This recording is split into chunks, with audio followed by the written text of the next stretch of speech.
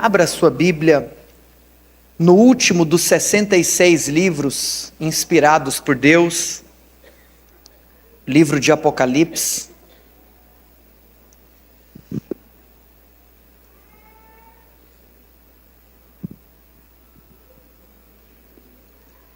Apocalipse, capítulo de número 1.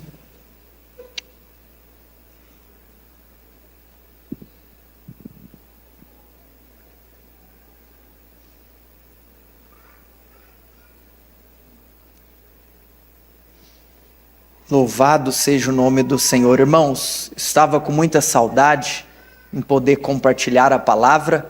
Confesso que para mim é novo o desafio de pregar sentado. Então, eu peço para que, ao estarem ouvindo, também intercedam por mim, porque é um tanto quanto desesperador para mim, estar sentado falando sobre o amor da minha vida. Mas o Senhor vai me dar graça. Glória a Deus. Família, confesso que, tendo em vista o tempo sem poder ministrar a palavra de Deus, muita coisa me veio ao coração, até porque o Espírito já estava trazendo alguns direcionamentos acerca de alguns temas que eu quero trazer para a amada igreja, e acredito que farei nesse segundo semestre. E já tenho especificamente 3 temas queimando no meu coração para trazer ensinos da palavra de Deus a respeito deles. E dentro desse contexto, quando você fica muito tempo sem falar, você fica naquela, meu Deus do céu, parece que eu quero falar assim de algo que para mim é muito importante. Somado ao fato também que eu acredito que, querendo ou não, todo homem ou mulher de Deus que tem o privilégio de ensinar a palavra, ele pode também tirar lições da palavra acerca daquilo que ele está vivendo naqueles dias. Então, eu até compartilhei um certo domingo aqui atrás quanto o Senhor tem me ensinado acerca da temática dependência, porque ao ser submetido por isso que eu estou passando, você precisa aprender a depender das pessoas, e o Espírito me ensinou acerca de como eu devo aplicar isso no meu relacionamento com Ele. E eu acredito que dependência de Deus é um tema muito importante. Confesso também que essa semana, talvez foi uma das semanas que eu fiquei mais indignado com o cenário da nação brasileira, do ponto de vista sociopolítico. E também, tanta coisa poderia ser falada à luz da palavra de Deus, acerca daquilo que nós estamos enfrentando como nação. Inclusive, eu te incentivo, ore pela nossa nação. Ore pela justiça divina na nossa nação, que está acima de todo órgão, que está acima de todo tribunal humano. Amém? O Brasil é uma nação abençoada, escolhida por Deus. Mas, a despeito de tantas coisas que nós poderíamos aqui hoje conversar e falar à luz da palavra de Deus, hoje até brinquei com o querido pastor Antônio Carlos durante a semana, eu não vejo outro assunto senão falar da centralidade de Cristo nas Escrituras. É isso que nós vamos ouvir nesse púlpito, no púlpito da igreja Emaús para o resto da nossa vida. Emaús é um lugar onde nós partimos o pão, os nossos olhos são abertos e o nosso coração queima. E o nosso coração queima ao vermos o Cristo sendo exposto através das Escrituras. Portanto, hoje eu vou falar sobre Ele. Hoje eu vou falar sobre o amado da minha alma. Hoje eu vou falar sobre o autor e consumador da nossa fé, Jesus Cristo de Nazaré. Hoje existe um homem assentado à destra de Deus, existe um homem assentado à destra do Pai. Ele que não deixou de ser homem, ele não deixou de ser Deus ao se fazer homem, mas também não deixou de ser homem ao voltar para o céu. Portanto, eu gostaria de convidá-lo a você abaixar a sua cabeça e fechar os seus olhos. Fernando, pode vir comigo aqui, vamos junto nós dois. Aleluia. Abaixe a sua cabeça, feche seus olhos. Gostaria que você aquietasse agora a sua alma. Se porventura a sua criança ficar inquieta, você tem a liberdade de ir no nosso berçário, nós estamos transmitindo o culto lá também. Abaixe a sua cabeça, feche seus olhos. Peça para o Senhor falar contigo. com as suas próprias palavras. Externalize a sua fome e a sua sede por Deus.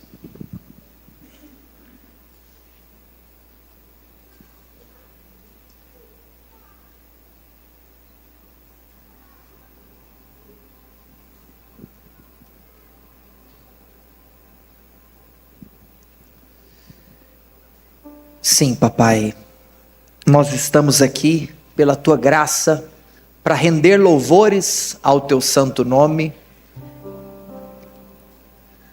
para entregarmos a ti também as nossas ofertas, para ofertarmos as primícias da nossa renda, também do nosso coração.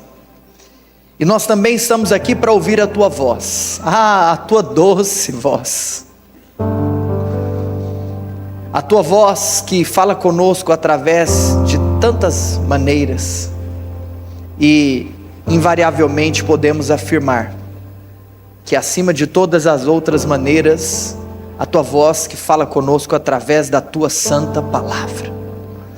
Mais uma vez, estamos reunidos com o nosso coração aberto para receber tudo aquilo que o Senhor tem para nós. Transforme a realidade de nossas vidas através da contemplação, através da revelação de quem o Senhor é. Nós proclamamos que agora o nosso coração é um terreno fértil para cada semente de verdade que nos será compartilhada. Abra-nos o nosso entendimento, os nossos olhos espirituais, os nossos ouvidos espirituais. Nós queremos conhecê-lo, nós queremos conhecer a tua vontade, nós queremos viver para a tua glória, em nome do nosso Senhor Jesus, amém e amém. Quem é Ele?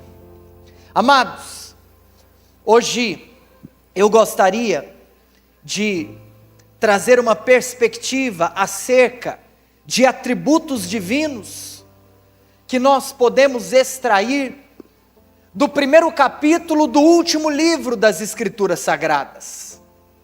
Hoje nós estamos aqui para falar sobre aquele que é o motivo pelo qual aqui estamos. Nós estamos aqui para falar a respeito do nosso Deus, que é soberano. E se Ele é soberano, portanto eu e você não cremos em acaso, eu e você não cremos em sorte, muito menos em azar. Você não precisa sair daqui e buscar mecanismos de sorte, para que você prospere, para que você avance, para que você receba um recurso. Não, a nossa sorte é Jesus. Contra nós não existe olho gordo, contra nós não existe feitiço ou macumbaria. Nós cremos que Ele dirige a nossa história, nós cremos que Ele dirige a nossa vida, e nós cremos que Ele determina o nosso destino.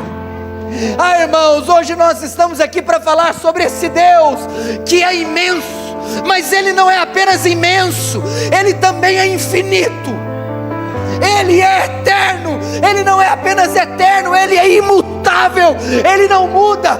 Eu e você mudamos, eu e você falhamos, mas Ele permanece para sempre como Ele é. Nós somos a sua criatura, nós nos relacionamos com outras criaturas, nós estamos aqui em um mundo que fora criado por Ele, mas não há nada, não há nenhuma criatura que é maior do que o nosso soberano e glorioso Criador. Abra sua Bíblia e de maneira específica vejamos aquilo que escrito está a partir do do versículo de número 5, e o amado irmão que está nos auxiliando pode inclusive ter a liberdade de colocar nos textos bíblicos, e voltando depois para as telas. Então sempre que eu ler, vou ler na versão Almeida Revista e Atualizada, como o Marcelo leu também no momento do ofertório. De maneira específica, inclusive, eu quero ler a partir da parte B. Não, eu estou empolgado, vamos do verso 1, aleluia. Revelação de Jesus Cristo. Quem que vai ser revelado aqui? Quem que está revelando aqui? Revelação de Jesus Cristo que Deus lhe deu para mostrar aos servos as coisas que em breve devem acontecer, e que ele, enviando por intermédio do seu anjo, notificou ao seu servo João, o qual atestou a palavra de Deus e o testemunho de Jesus Cristo quanto a tudo o que viu. Bem-aventurados aqueles que leem e aqueles que ouvem as palavras da profecia. Diga assim: eu sou bem-aventurado, porque eu estou lendo e ouvindo as palavras da profecia. Amém? Tem alguém comigo aqui nessa manhã? Glória a Deus, eu estava com saudade de ouvir esse amém. E guardam as coisas nela escritas, pois o tempo está próximo. Amada igreja Emaús, o tempo está próximo. E quanto a nós nós devemos guardar cada uma dessas palavras que nós estamos lendo e ouvindo. João, as 7 igrejas que se encontram na Ásia, graça e paz a vós outros, da parte daquele que era e que há de vir, da parte dos 7 espíritos que se acham diante do seu trono, e da parte de Jesus Cristo, a fiel testemunha, o primogênito dos mortos e o soberano dos reis da terra. Aquele que nos ama e pelo seu sangue nos libertou dos nossos pecados e nos constituiu reino, sacerdotes para o seu Deus e Pai. A Ele a glória e o domínio pelos séculos dos séculos. Amém. Eis que vem com as nuvens, e todo olho o verá, até quantos o traspassaram, e todas as tribos da terra se lamentarão sobre ele. Certamente. Amém. Eu convido você a olhar para o texto, eu convido você a degustar o texto, eu convido você a se apaixonar pelo texto e por aquele a quem o texto fala e aponta. Verso 8: eu sou o Alfa e Ômega, diz o Senhor Deus, aquele que é, que era e que há de vir, o Todo-Poderoso. Eu, João, irmão vosso, companheiro na tribulação. O irmão João é o nosso companheiro na tribulação, no reino, na perseverança e em Jesus. Achei-me na ilha chamada Pátimos por causa da palavra de Deus e do testemunho de Jesus. Ou seja, ele foi parar nessa ilha por causa da palavra de Deus. Achei-me em espírito no dia do Senhor, e ouvi por detrás de mim grande voz, como de trombeta, dizendo: o que vês, escreve em livro e manda às 7 igrejas: Éfeso, Esmirna, Pérgamo, Tiatira, Sardes, Filadélfia e Laodiceia. Voltei-me para ver quem falava comigo. Quem é esse que fala com João? Quem é esse que apareceu para João? Voltei-me e eu vi 7 candeeiros de ouro, e no meio dos candeeiros um semelhante a filho de homem, com vestes talares e cingindo a altura do peito com uma cinta de ouro. E aqui começa a descrição, verso 14: a sua cabeça e cabelos eram brancos como a alva lã, como neve, os olhos como chama de fogo, os pés semelhantes ao bronze polido, como que refinado numa fornalha, a voz como voz de muitas águas. Tinha na mão direita 7 estrelas, e da boca saía-lhe uma afiada espada de 2 gumes, e o seu rosto brilhava como o sol na sua força. Quando o vi, caí a seus pés como morto.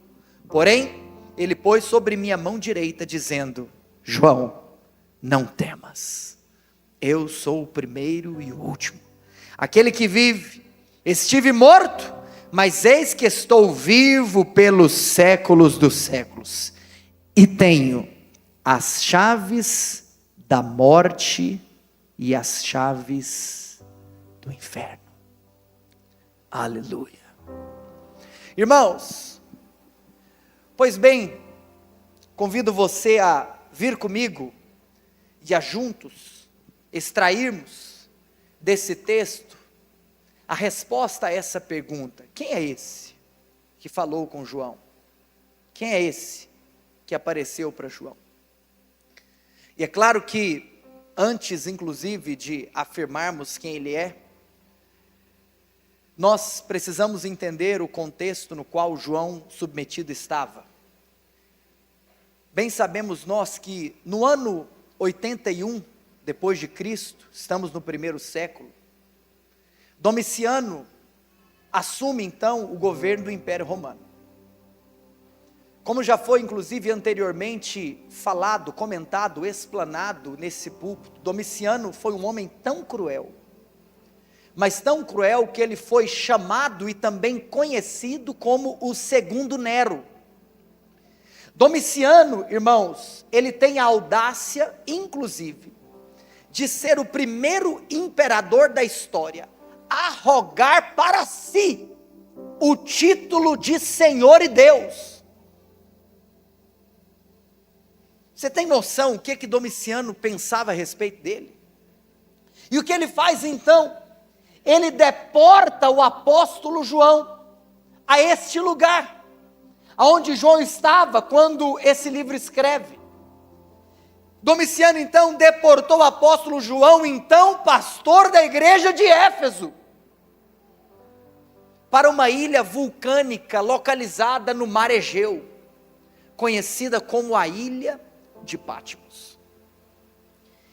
E obviamente eu acredito que esta é uma informação sabida de talvez absolutamente quase todos aqui, que nesta altura do campeonato, todos os demais apóstolos de Jesus Cristo já haviam morrido. Inclusive, a morte de todos eles havia acontecido pela via do martírio. O que nos leva então a reconhecermos que o texto lido por nós foi escrito por aquele que ainda era o último representante vivo do colégio ou colegiado apostólico. A intenção de Domiciano então ela é muito clara, certamente era de calar a voz do último apóstolo vivo, mas, mesmo prendendo João, o que Domiciano não sabia, é que quando todas as portas da terra se fecharam para João, eis que o Senhor abriu uma porta do céu, e ele ouve uma voz que diz: João, suba aqui, suba. Sabe por quê? Porque eu quero te mostrar. E sabe o que você vai ver?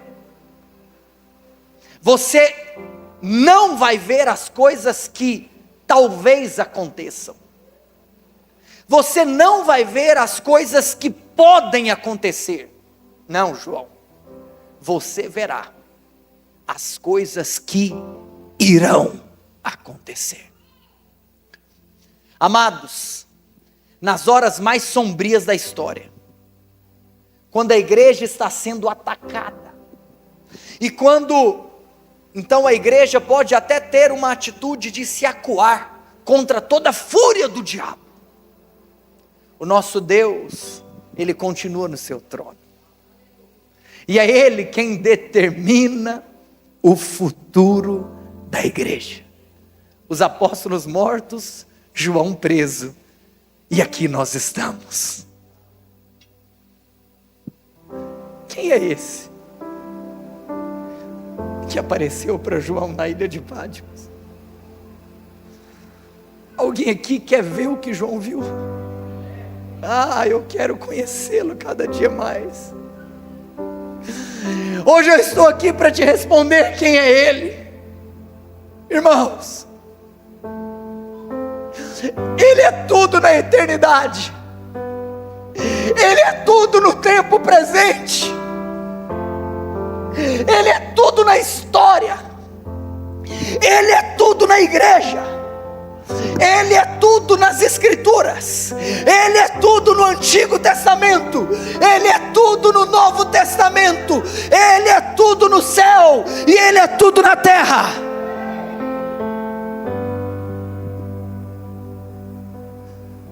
Todos os domingos, ao abrirmos as nossas Bíblias, nós estamos aqui para proclamarmos que as Escrituras são a nossa única regra de fé, a absoluta palavra de Deus, e Ele é o centro das Escrituras. Logo em seu início, Ele é a semente da mulher que nasceu para esmagar a cabeça da serpente. Irmãos, Ele também é o descendente de Abraão, em quem são benditas, em quem são abençoadas todas as famílias da terra. Ele também é o Cordeiro da Páscoa, que ao ser imolado e o seu sangue ter sido aspergido nos batentes da porta, livrou e salvou os primogênitos do anjo da morte no Egito. Irmãos, Ele era representado pela coluna de nuvem, Ele era representado pela coluna de fogo, Ele era representado pelo maná, o pão que caía do céu, mas Ele também era representado pela água que saía da rocha. Irmãos, Ele também era o tabernáculo, Ele também era a arca da aliança, Ele também era o templo, Ele também era os sacrifícios, Ele também era as festas, Ele também era o sábado, porque tudo apontava para Ele, porque Ele é a realidade de todas as coisas. Mas o que mais que Ele é? Ele também é o Cordeiro de Deus, que tira o pecado do mundo. Ele também é o Verbo que se fez carne e habitou entre nós, cheio de graça e verdade. Ele também é o cabeça da igreja, Ele também é o fundador da igreja, Ele também é o edificador da igreja, Ele também é o dono da igreja, Ele também é o protetor da igreja, Domiciano. Ele é o pão da vida, Ele é a luz do mundo, Ele é a porta das ovelhas, Ele é o bom pastor, Ele é a ressurreição e a vida, o caminho, a verdade e a vida, Ele é a videira verdadeira, Ele é o Rei dos reis e Senhor dos senhores. Mas eu gostaria aqui de sintetizar atributos específicos e conhecidos por vocês neste texto. Talvez para aqueles que possuíam ou ainda possuem aquele hábito de escrever na sua Bíblia de papel. Quem que já teve aquelas Bíblias todas escritas? Aleluia. Hoje é um dia de você pegar a sua caneta e você circular algumas palavras, colocar uma setinha e escrever um atributo. Ou você pode inclusive tomar nota deles. Mas o que eu quero te mostrar é que na descrição de quem Ele é, nós também temos a descrição desses atributos que tanto nós conhecemos. Vejamos aqui no versículo de número 13. No verso 12 a Escritura diz: voltei-me para ver quem falava comigo, e voltado vi 7 candeeiros de ouro, mas está escrito: no meio dos candeeiros, um semelhante a filho de homem. Irmãos, em primeiro lugar, através da descrição do versículo 13, do capítulo 1 e também de toda a descrição do capítulo 2, eu posso lhe afirmar que Ele é onipresente. João viu, e ele estava no meio dos 7 candeeiros. Como que alguém está no meio dos 7 ao mesmo tempo? A única opção é se este a quem nós estamos referindo for onipresente. Ele é onipresente. Ao mesmo tempo, ele está em Éfeso. Ao mesmo tempo, ele está em Esmirna. Ao mesmo tempo está em Pérgamo. Ao mesmo tempo está em Tiatira. Ao mesmo tempo está em Sardes. Ao mesmo tempo está em Filadélfia. E ao mesmo tempo está em Laodiceia. E ao mesmo tempo está na igreja Emaús, na cidade de Goiânia, no Brasil. Ele está aqui entre nós, porque Ele está em todos os lugares. E se Ele não aqui estivesse, esta reunião para nós não teria valor algum. Nós só estamos aqui porque Ele já está. Nós estamos aqui para encontrarmos com Ele.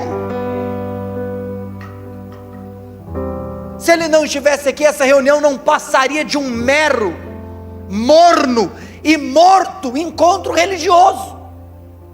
Ele está aqui andando entre nós. Ele é onipresente.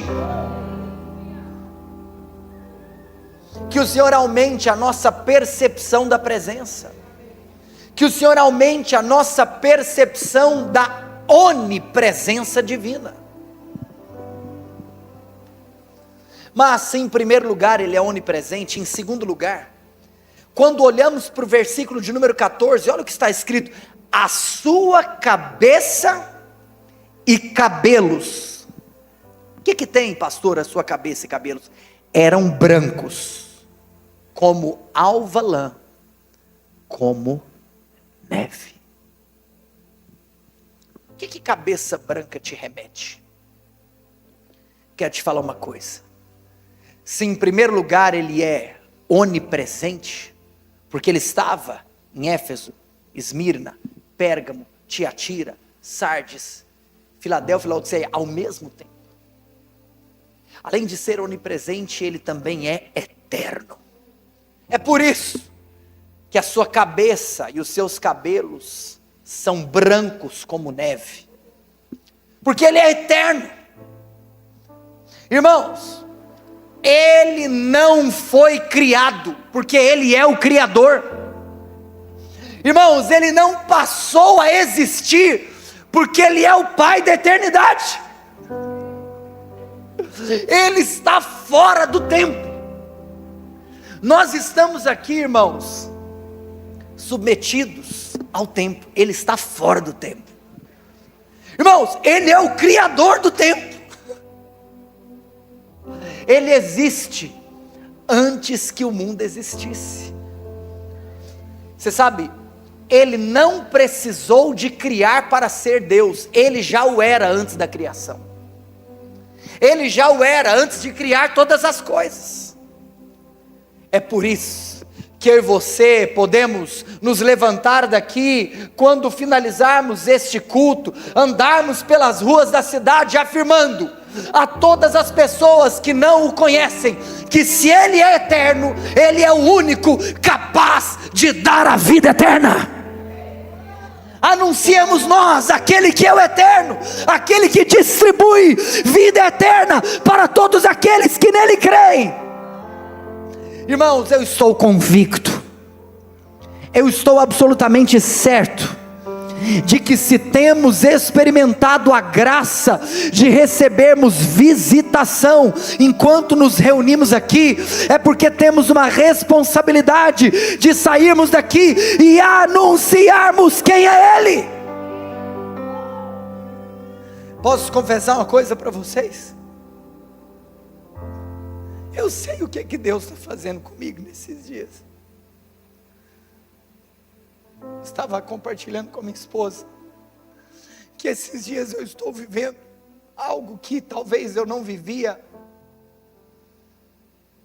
há uns 15 anos. Tem 15 anos que eu não vivi uma coisa que eu estou vivendo nesses dias.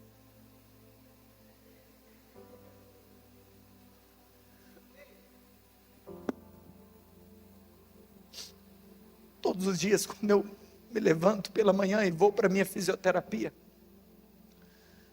eu estou no meio de ímpios. Eu estou no meio do mundo. Eu fui parar para pensar que eu vivo integralmente ministério há mais ou menos uns 15 anos. Então eu quase que convivo 24 horas por dia com pessoas que conhecem, contemplam e adoram o Senhor Jesus.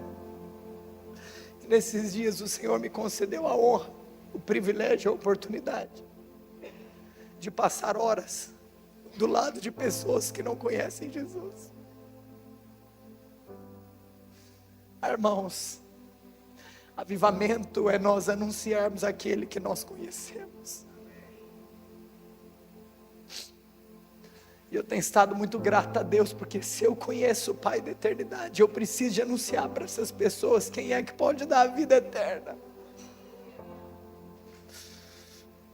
Oh, irmãos, eu quero dizer para você, do fundo do meu coração, como o seu pastor, abra os olhos para o privilégio que você tem lá no seu trabalho, porque eu não estou aqui pregando para centenas de pastores, não, aqui não tem nenhuma dezena deles, lá na sua escola, lá na sua faculdade, lá no seu trabalho, irmãos, vamos anunciar o Pai da eternidade, Ele pode dar a vida eterna. É tempo de evangelizarmos, é tempo de pregarmos o Evangelho, é tempo de anunciarmos o Pai da eternidade. Diga assim: Ele é onipresente, porque Ele está em todos os lugares. Mas diga assim: Ele é eterno. Oh, Ele estava no meio dos 7 candeeiros, e os seus cabelos e a sua cabeça são alvos como a neve. Mas em terceiro lugar, o verso 14 ainda nos diz mais. Olhe para o verso 14. Seus olhos são como chamas de fogo. O que é isso, Bruno Brauna? O que é isso, Denis Feitosa? O que significa olhos como chamas de fogo? Significa que Ele é onisciente. Sabe por quê? Porque Ele possui olhos que tudo vê. Ele sabe de todas as coisas, porque os seus olhos são como chamas de fogo. Nada fica encoberto diante daquele que possui os olhos como chamas de fogo. Ele sabe de tudo, Ele a todo sonda, e não há nada que fique fora do seu alcance, não há nada que fique fora do alcance do seu conhecimento. Portanto, podemos afirmar que Ele não pode ser surpreendido, Ele não é tomado de surpresa. Nós servimos a um Deus que não precisa traçar o plano B, porque não existe a opção do seu plano A falhar, não existe a opção do seu plano A fracassar.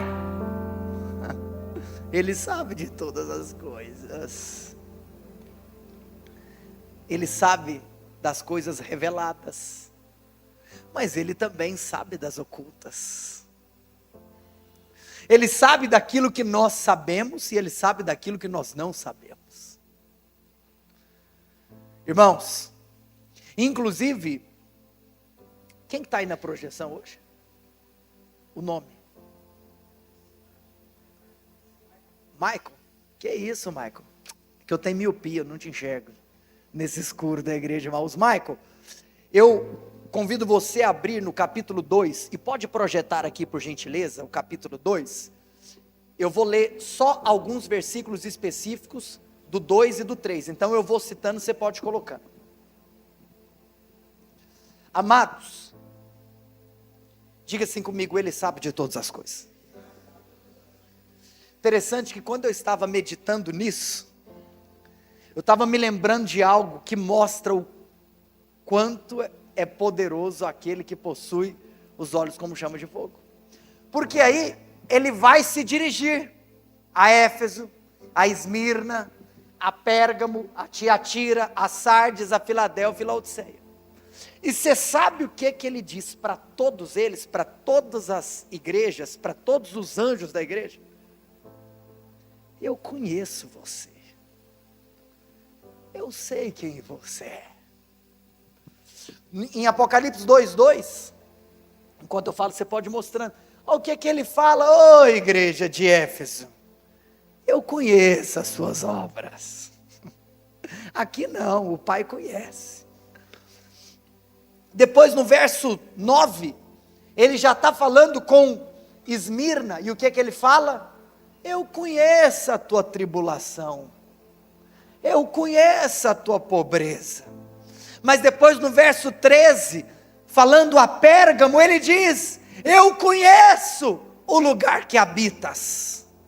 Para Tiatira, no verso 19, ele disse, eu conheço as tuas obras. Mas olha, eu conheço, olha aqui, o teu amor, a tua fé, o teu serviço, eu conheço a tua perseverança. Para Sardes, capítulo 3, verso 1, ele disse, Sardes, você sabe o que eu conheço? Que você tem nome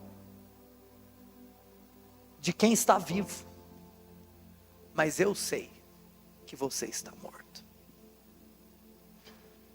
No verso 8, Laodiceia 3:8, mais uma vez ele fala, conheça as suas obras. E para finalizar, verso 15, Laodiceia, eu sei quem você é, Laodiceia. Sabe por quê? Porque eu sei que você não é nem frio, nem quente. Eu sei quem você é. Irmãos, seus olhos são como chama de fogo. Ele conhece. Ele conhece aquilo que o seu marido não conhece. Ele conhece aquilo que a sua esposa não conhece. Ele conhece aquilo que o seu pai não conhece. Ele conhece aquilo que os seus filhos não conhecem. Ele conhece aquilo que o seu patrão não conhece. Ele conhece aquilo que o seu pastor não conhece. Ele conhece. Mas Ele também conhece a sua tribulação. Ele também conhece os gemidos da sua alma. Ele conhece as suas angústias. Ele conhece, irmãos, as razões do seu choro. Ele conhece as razões da sua lágrima. Ele sabe as dores que você sente e os seus dramas existenciais. Ele sabe quem é você, conhece o seu passado, conhece o seu presente, e Ele conhece o seu futuro. Irmãos,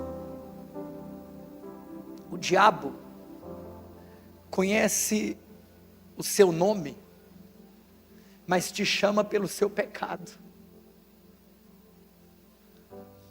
Mas ele conhece o seu pecado e te chama pelo nome. Ele é onisciente. Oh, irmãos, depois de um mês sem pregar, eu tinha convicção, eu preciso de falar daquilo que eu vou falar para o resto da minha vida. É Ele. Obrigado, Jesus. No verso 15, diga assim comigo, Ele é onipresente, Ele é eterno, Ele é onisciente. Tão bom ver nas escrituras aquilo que a gente já sabia. Porque o sermão ele emana do texto. No verso 15, Apocalipse 1:15. Os seus pés semelhantes ao bronze polido, como que refinado numa fornalha. Sabe o que isso significa? Os pés como bronze polido. Ele é onipotente. Ninguém pode derrotá-lo. Ninguém pode sequer ameaçá-lo. Ninguém pode colocá-lo contra a parede. Às vezes, no topo de suas arrogâncias, ou no pedestal de suas tolices, alguns tentam escarnecer de Jesus, achando que fazendo assim conseguiriam diminuí-lo.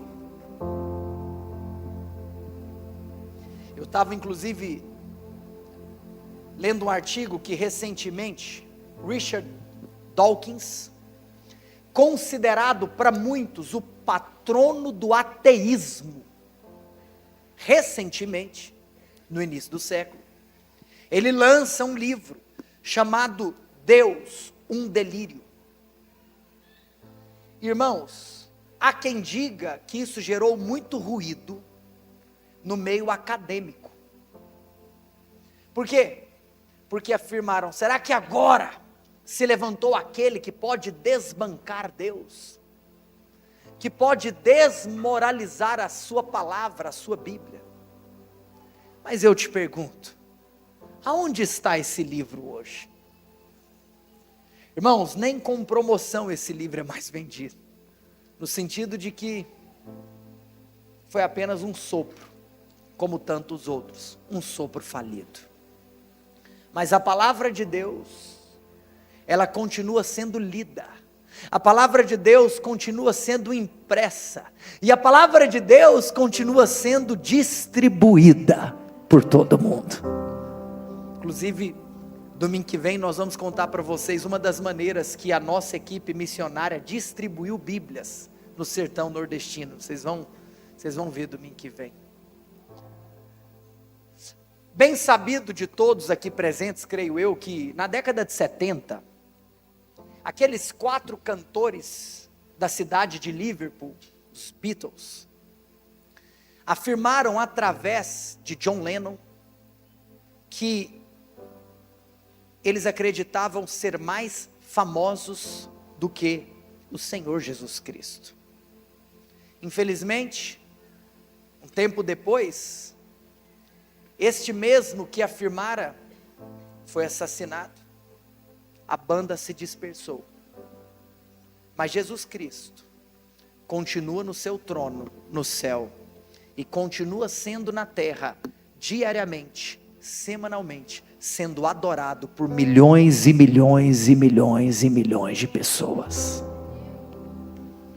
Muitos tentam escarnecer de Jesus, mas nós poderíamos aqui nos lembrar de Salmo 2, que o Senhor está acima, assentado em seu alto e sublime trono, rindo dos seus inimigos.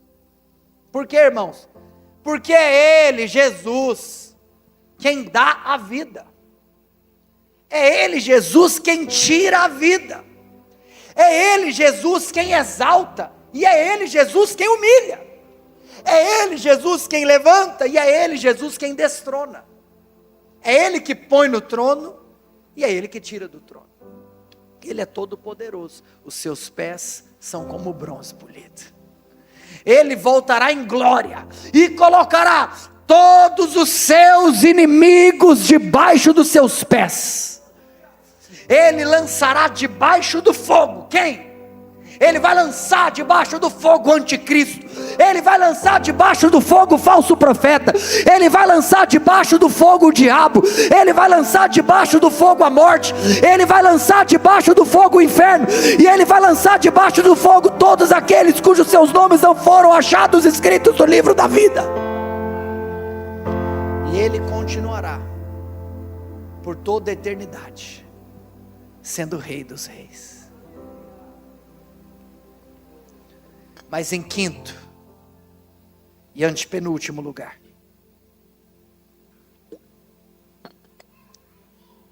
a Escritura diz no versículo de número 15, olhe comigo, que a sua voz, Apocalipse 1,15, a sua voz é como voz de muitas águas. Sabe o que isso nos mostra? Que além de ser onipresente, além de ser eterno, além de ser onisciente, além de ser onipotente, Ele também é irresistível, porque a sua voz é como voz de muitas águas. Ninguém pode resistir à sua voz, ao seu chamado, ao seu poder, porque a sua voz é poderosa. Irmãos, foi por meio da sua palavra que Ele trouxe à existência todas as coisas que não existiam. Tudo foi criado pelo poder da sua palavra. A sua voz, irmãos, ela é tão poderosa, a ponto de fazer o deserto estremecer. Quando olhamos para as Escrituras, vemos que basta uma única ordem dessa voz, o sol para, as estrelas aparecem, o mar se abre ou o mar se acalma, os ventos cessam, a doença tem que ir embora, e os demônios batem em retirada. E mais uma vez, hoje nesta casa, essa voz está ecoando, a voz do Todo-Poderoso, a voz das Escrituras, a voz do Evangelho, porque a sua voz é como voz de muitas águas, é irresistível. Em sexto e penúltimo lugar, versículo de número 16, a Escritura diz que na mão direita tinha 7 estrelas, e da boca saía-lhe como uma afiada espada de 2 gumes. Aquele que possui em sua boca uma espada afiada, ele é vitorioso e invicto. Anote aí, em sexto lugar, ele é vitorioso e invicto. Irmãos, a Bíblia não diz que o Senhor matará, vencerá o anticristo com um exército de homens muito bem equipados. Não. A Bíblia diz que Ele matará o anticristo apenas com o sopro que sai da sua boca. Apenas com a espada que sai da sua boca. Hoje nós sabemos, e já estudando para ministrar uma palavra que eu não sei se eu trarei no domingo que vem ou no domingo de ceia, sobre a vinda, a volta do Senhor Jesus. Hoje nós sabemos que apenas em um apertar de botões, o planeta facilmente e instantaneamente pode arder em chamas. Mas quem irá apertar este botão não é nenhum homem. Quem irá consumar a história dos homens não é nenhum homem. É aquele que tem a palavra final. Ninguém pode resisti-lo. Ele é o vencedor.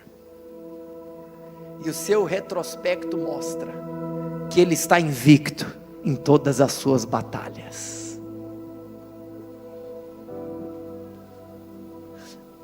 Tem alguma batalha que você está enfrentando?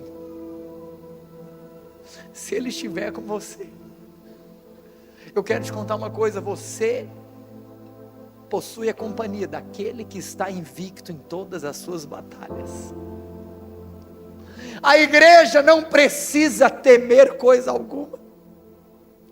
Ele encerra dizendo: João, Não temas, João. Hoje eu estou aqui para dizer para você, Isabela, não temas. Kaique, não temas. Paulo, não temas. A igreja não precisa temer, pois como está escrito na segunda carta de Pedro, no capítulo 3, no verso 13, nós estamos aguardando novos céus e nova terra. Nós não precisamos temer o fim desse mundo, pois nós estamos aguardando um novo céu e uma nova terra. Irmãos, e neste lugar nós estaremos com Ele, nós reinaremos com Ele. Neste lugar nós contemplaremos a sua face para todo sempre. Aquilo que para muitos é o fim, para nós é o início da eternidade. Hoje a Azul teve um sonho, e o Espírito Santo acordou ela. De madrugada ela não sabia aquilo que eu iria ministrar. Ela não sabia que eu abriria no livro de Apocalipse. E ela falou: pastor, o que Deus vai fazer hoje nessa igreja é que Ele vai colocar uma semente nos corações. E a semente será a saudade da eternidade. Meu Deus. Na linguagem de hoje, saudade do que a gente ainda não viveu. Verso 16 nos mostra o último dos atributos que hoje eu trarei.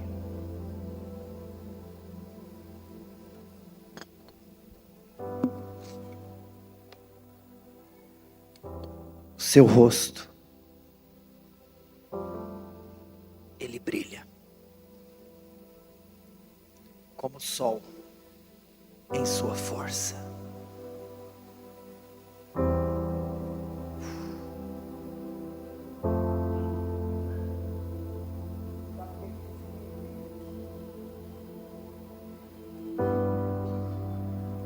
Pastor Álvaro Henrique, que se ele viu um rosto brilhando como o sol, quer dizer que ele não viu o Cristo que estava suando e prostrado no chão lá no Getsemane. Quer dizer, pastor Mateus Soares, que ele não viu o Cristo que estava sendo açoitado. Ele não viu o Cristo que estava sendo espancado, torturado no pretório romano.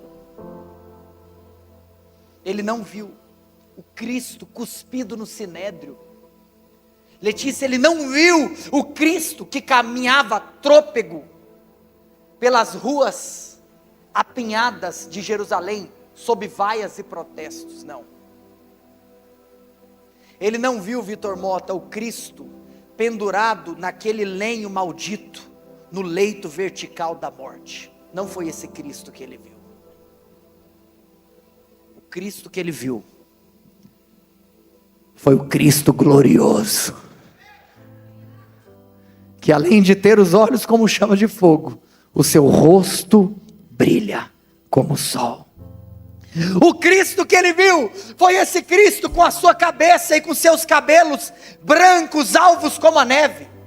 Foi o Cristo que possui pés como bronze polido. Foi o Cristo que possui olhos como chama de fogo. Foi o Cristo cuja sua voz é como voz de muitas águas. Foi o Cristo cujo rosto brilha como o sol. Foi o Cristo glorioso.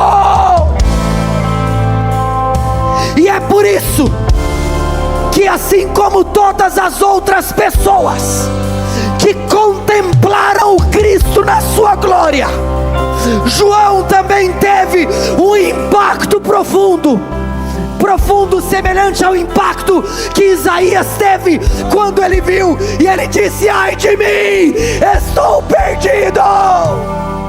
O impacto de João foi semelhante ao impacto de Jó, quando ao contemplar o Cristo glorioso, ele disse: ah, eu te conheci apenas de ouvir falar, mas agora os meus olhos te veem, e é por isso que eu me abomino, é por isso que eu me arrependo em pó e em cinzas. O Cristo que João viu Foi o Cristo glorioso que, quando Pedro viu, ele disse: afasta-te de mim, porque eu sou pecador. O Cristo que João viu foi o Cristo que Paulo viu no caminho para Damasco. Paulo caiu, Paulo ficou cego, porque ele viu o Cristo glorioso, e ele disse: miserável homem que sou. Aquele que era, irmãos, criado aos pés de Gamaliel, aquele que recebera o ensino, a educação mais culta, fariseu de fariseus, cidadão romano, ele disse: eu sou um verdadeiro, um absoluto, um completo, um literal miserável. Sabe o que está escrito aqui, Antônio? Que aquele que reclinava a sua cabeça no peito de Jesus, que era considerado o discípulo mais íntimo. Você sabe o que a gente precisa prestar atenção? Quem era João?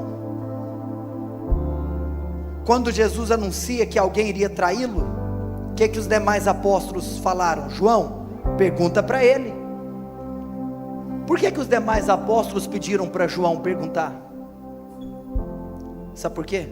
Porque os demais sabiam que João era o mais íntimo. Os demais sabiam que João tinha um acesso que outros talvez não tinham na mesma intensidade ou na mesma liberdade. Mas está escrito que foi esse João, aquele que teve liberdade para falar: eu sou o discípulo a quem o Senhor ama. Esse João, irmãos, sabe o que aconteceu? Esse que deitava aqui, quando viu o glorioso, caiu no chão como morto. Nós não temos noção da glória, porque João convivia com ele, João deitava nele, mas quando ele viu o glorioso, ele caiu como morto.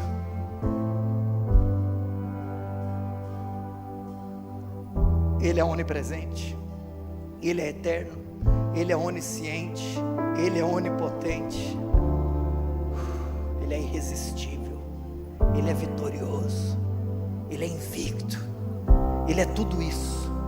Mas eu quero te falar uma coisa: Ele é glorioso, Ele é glorioso. Mas hoje eu estou aqui para te dizer, família Emaús, que o Cristo glorioso é o Cristo da restauração, pois está escrito, acompanhe comigo: quando vi, verso 17, caí a seus pés como morto, porém ele pôs sobre minha mão direita, dizendo: João, Vinícius, Emaús, não temas, eu sou o primeiro e o último, eu sou aquele que vive.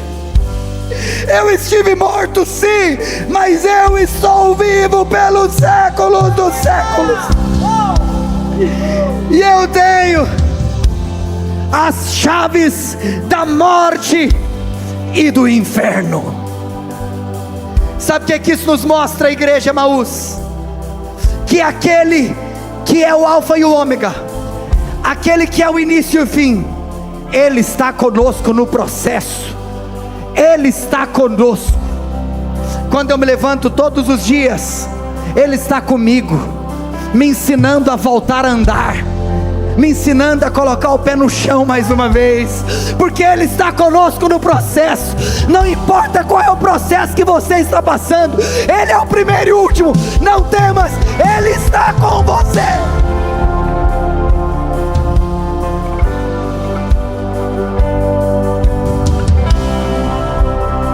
Ele disse: João, não temas, não temas. porque eu estive morto, mas eu estou vivo. Sabe o que isso significa? Que nós não adoramos um Cristo que esteve vivo, mas está morto. Nós adoramos, pelo contrário, um Cristo que esteve morto, mas está vivo. Nós adoramos a um Cristo que entrou na morte, que arrancou o seu aguilhão, que venceu a morte eternamente. Nós adoramos um Cristo glorioso, que matou a morte e inaugurou a imortalidade. Por isso, Ele é a ressurreição e a vida. E se você não conhece esse Cristo, hoje eu estou aqui para dizer: se você crê nesse Cristo, ainda que morra, você viverá eternamente. Teu nome é o mais alto, teu nome